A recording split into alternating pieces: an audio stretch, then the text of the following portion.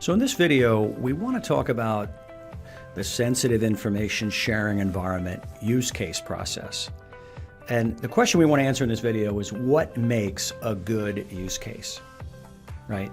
A use case is really built around a problem. So we have a process. The first thing we look at is we define what is the problem. There's many, okay? So usually we lead with the private sector problems. And then what we do is we run it through, the Fleet Response Working Group in 2013 developed a process very quickly of how to rank and prioritize problems, right? How do we select what problem, what's the criteria we use to define what problem we're going to take on? It's very simple. So the first one is it simple? Does it take an act of Congress, a letter from the Pope? Is it going to happen in a year? Is it solvable? If it's not solvable, it goes to the parking lot. 2, is there going to be some operational value if we dedicate the time, energy, and resources to solve it? Does it have operational benefit to the private sector or to government? Either one. We try to look at private sector first because we want them involved and we need to see movement to stay involved. The third one is, can we show a result in 90 days? Very, very, very important to show movement. A result could be a workshop, a call, a document, a webinar, something they weren't aware of. We got to show results quickly. Once we have those 3 criteria addressed, the next question is now, do we have the available resources through facilitation and entrepreneurial thinking to look for solutions? Do we have that kind of resource available? This isn't just have somebody facilitate a call. You need people that can think like a problem solver, looking for solutions that drive these things out. And if you do, you can then get started. So we have a very simple process. We hold 6 calls. If we can't find a solution in 6 calls, we drop it. We go to the parking lot and we move on. The reason for that is the private sector will not stay engaged over time if we don't show movement and value and the potential of fixing some problem that is important to them. It's very key. So we do this within 6 phone calls, and we try to drive to a solution, either some tool they weren't aware of, some data set in government they weren't aware of, a webinar, a solution already out there by a third party.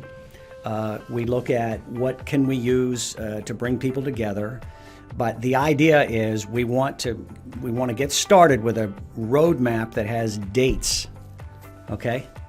So you can see here on the problem side is we look at private sector first, and we look at state government first, right? Then we look at federal government. There's many problems to solve, okay? We try to really stay focused on a specific sector or cross-sector problem, and there's many. But we try to look for the ones that have the biggest impact, that if we move the ball forward, it's pretty significant, okay? So we are always on the lookout for problems that are worthy of solving, okay?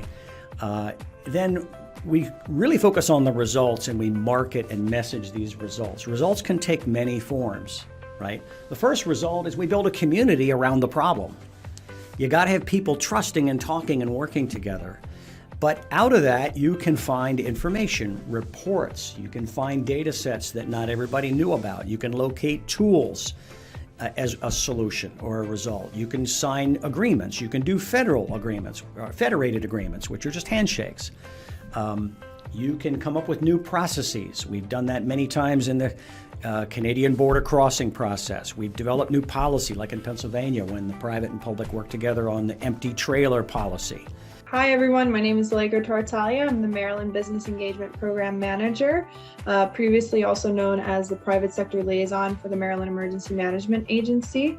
How has it been helping me to work with other state liaisons? Tremendously.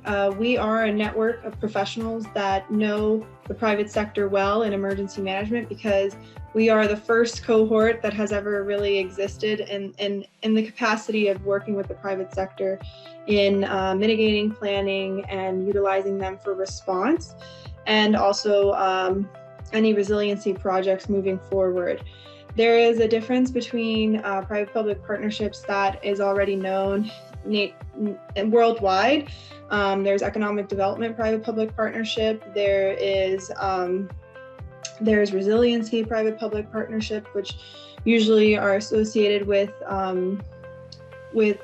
funding and donor relations. And then there's really what we do, which is private-public partnerships in the forefronts to ensure that private sector is the resilient one, remains operational, because they're the ones that keep our economy in place and that cash flow, and keep our community and our employees safe from threats. So these private sector liaisons are my colleagues. Most of us are a one-stop shop in our agencies, and so we cross-team nationwide with the resources that we have at hand, and that is contacts. But it's not contacts just in relation to name and phone number, it's actual relationships, partnerships, and that's why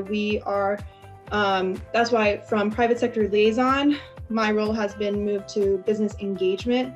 And because liaison is a passive word, in my opinion, and engagement really incorporates what we do, because we really are, when you're engaging with a person in any type of relationship, you're moving the relationship forward. So